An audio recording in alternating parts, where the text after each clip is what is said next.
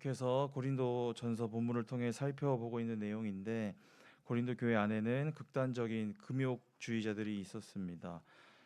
이는 육은 악하고 영은 선하다고 극단적으로 구분짓던 당시 영지주의자들의 영향이었습니다.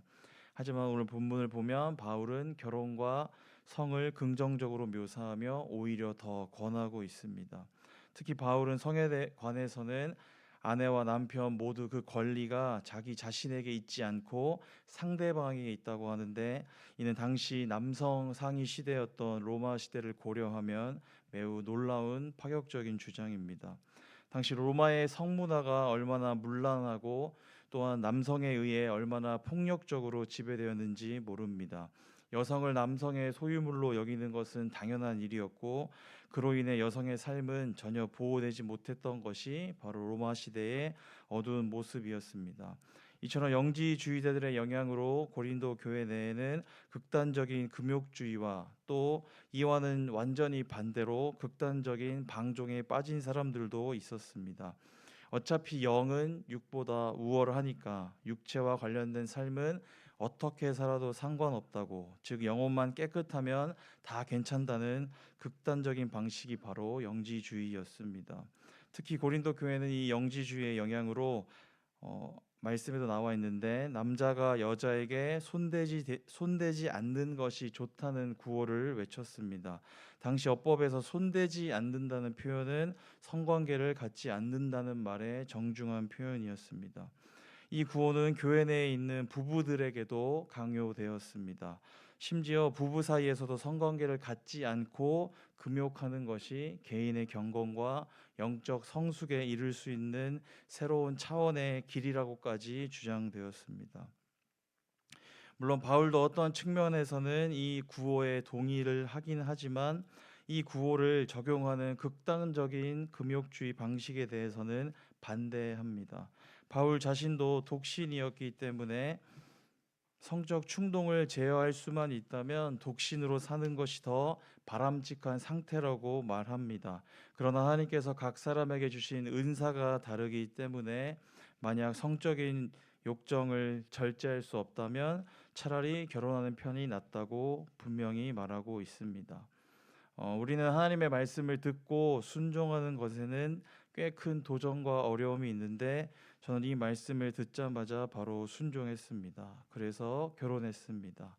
물론 더 일찍 했다면 더 좋았겠지만 어쨌든 저에게는 독신의 은사를 주시지 않았다고 생각했기 때문에 결혼했습니다.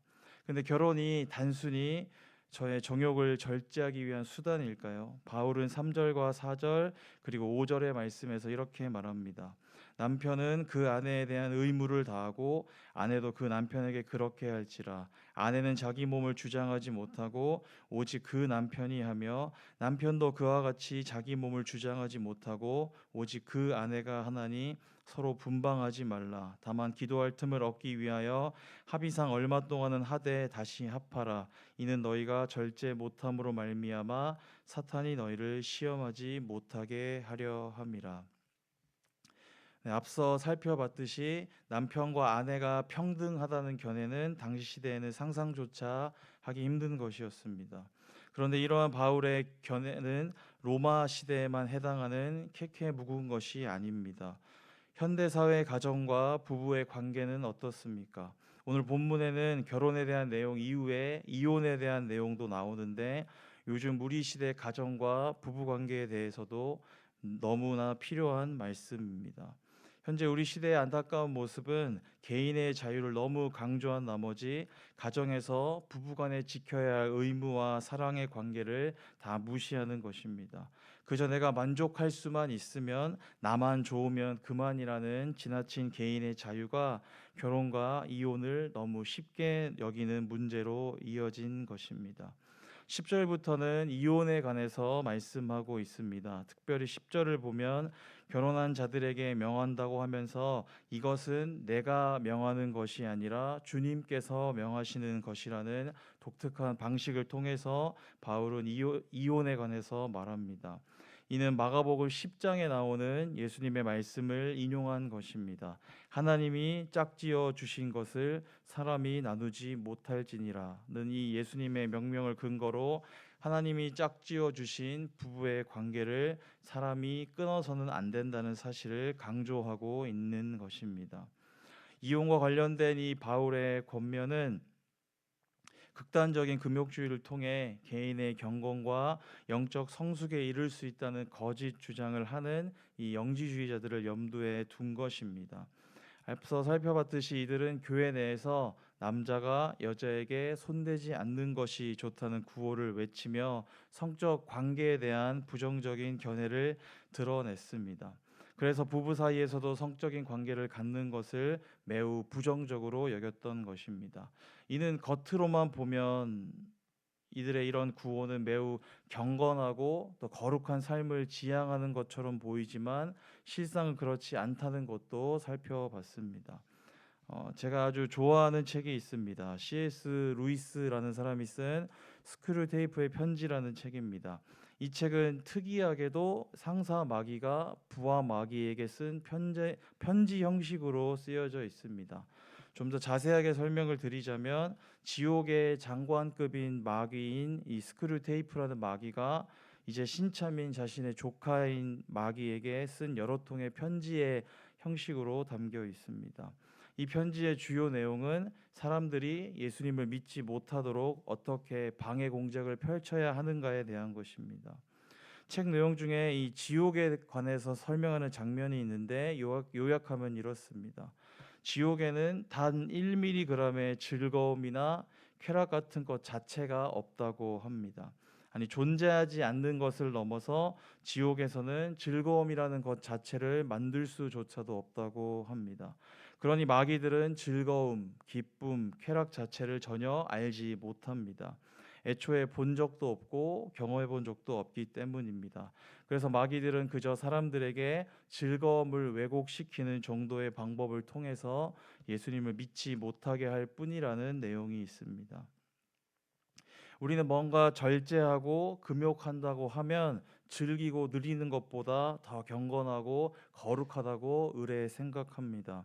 그래서 교회에서도 항상 절제해야 하고 너무 지나치게 즐거워하고 기뻐하면 안 된다고 여겨왔습니다. 물론 즐거운 것이 다는 아닙니다. 즐거울 수만 있다면 뭐든지 상관없다는 말도 아닙니다. 문제는 뭐든 극단적으로 치우치는 것입니다. 즐거움이나 기쁨은 좋은 것이지만 극단적으로 거기에만 치우치는 것은 하나님만 못한 것입니다. 금욕주의도 마찬가지입니다. 절제는 필요하지만 극단적으로 절제만 강요하는 것은 역시 하나님만 못합니다. 고린도 교회 내에 극단적인 금욕주의자들이 그렇습니다. 금욕을 통해서 그들이 이루고자 했던 것은 무엇일까요? 예수님도 공생의 사역을 시작하시기에 앞서서 40일간 금식하셨습니다. 자신을 철저히 비우기 위해서 금욕하신 것입니다. 예수님이 그렇게 금욕하신 이유는 무엇이었을까요? 하나님의 뜻을 이루기 위해서였습니다. 하나님의 부르심을 따라 순종하기 위해서였습니다. 그러나 영지주의자들은 그렇지 않았습니다. 그들은 하나님의 뜻이 아니라 자신의 뜻을 이루려고 했습니다. 하나님께서 허락하신 범위를 넘어서 어떤 수단과 방법을 통해서라도 자신의 뜻을 이루고자 했던 것입니다. 오늘 이 새벽 기도의 자리에 나오신 분들 모두 대단하신 분들입니다. 밤에 드라마 보고 싶은 것 조금 보고 싶은 것을 절제하고 또 조금 더 놀고 싶은 것을 참고 더 일하고 싶은 것도 끊고 잠자리에 드셨으니 오늘 이렇게 새벽 일찍 나오실 수 있었을 겁니다. 그런데 이 자리에 계신 우리 모두에게 묻고 싶습니다. 왜 오셨습니까? 왜 이렇게 힘들게 새벽을 깨워서 나오셨습니까? 저는 솔직히 의무감 때문에 나왔습니다. 제가 잠을 엄청 못 자고 나왔는데 만약 오늘 맡은 게 없었으면 핑계대고 안 나왔을 것입니다. 네, 맡은 것이 있으니까 교역자니까 의무감 때문에 그동안 나왔던 것 같습니다. 그런데 과연 우리가 새벽 기도에 나오는 이유가 단지 의무감 때문이라면 이건 괜찮은 걸까요? 아니면 뭔가 내가 원하는 것을 하나님께로부터 어떻게 해서든지 이 자리에서 받아내기 위해서 왔다면 그것 또한 괜찮은 걸까요? 오늘 본문 마지막에 위치하고 있는 이 17절부터 24절의 단락에 나오는 이 바울의 권면을 또 요약하면 이렇습니다. 부르심을 받은 대로 지내십시오. 17절을 원문 그대로 직역해서 읽으면 이렇습니다. 가장 중요한 원칙은 이것입니다. 우리는 누구나 주께서 정해 주신 대로 하나님께서 부르신 대로 자신의 삶을 꾸려야 합니다. 이것은 내가 모든 교회에 단호히 말하는 것입니다.